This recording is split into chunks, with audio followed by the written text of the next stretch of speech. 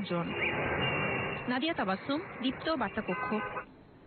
গণতন্ত্রের স্বার্থে নির্বাচনে স্বাধীন ও ভয় ভীতিহীন পরিবেশ তৈরির উপর জোর দিয়েছেন সুশীল সমাজের প্রতিনিধিরা।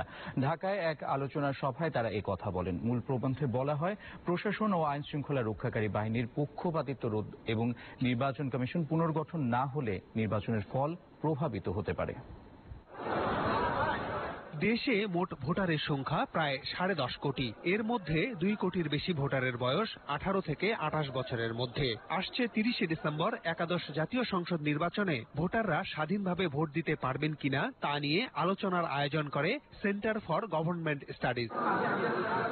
সকালে রাজধানীর ইস্কাটনে আলোচনায় মূল প্রবন্ধ পড়েন সুজন সম্পাদক বদিউল আলম মজুমদার। দলীয় সরকারের অধীনে অনুষ্ঠিতব্য এই নির্বাচন সুষ্ঠু ও গ্রহণযোগ্য করতে এবং ভোটাধিকার প্রয়োগে বেশ কিছু সীমাবদ্ধতার কথা তুলে ধরেন তিনি। সরকারি কর্মকর্তারা, আইন শৃঙ্খলা রক্ষাকারী বাহিনী, নির্বাচন কমিশনের পুনর্গঠন এবং উচ্চ আদালত, একই সাথে আইনি কাঠামো এবং তৃতীয়ত হল রাজনৈতিক হয়রানি, এগুলো নির্বাচন পুরো পরিস্থিতিকে প্রভাবিত করবে। নির্বাচন থেকে সরে দাঁড়ানো কোনো সমাধান নয় উল্লেখ করে আলোচকরা সব রাজনৈতিক দলকে শেষ পর্যন্ত ভোটের মাঠে থাকার আহ্বান জানান। এখন আপনি সরে দাঁড়ান, যা কিছু করেন, ব্যালট পেপারে আপনার নাম থাকবে, and you lose your all the right to protest.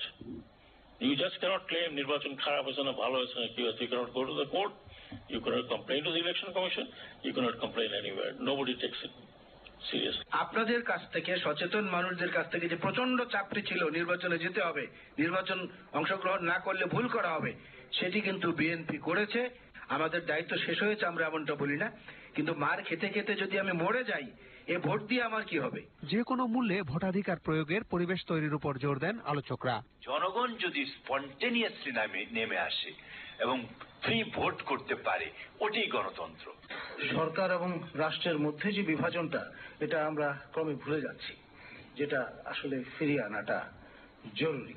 রাজনৈতিক অবস্থাটা একটা পুনর্গঠন দরকার। সেই পুনর্গঠনের মাধ্যমেই বাংলাদেশে আবার একটা সত্যিকারের গণতান্ত্রিক পরিবেশ আমরা ফিরিয়ে আনতে পারি।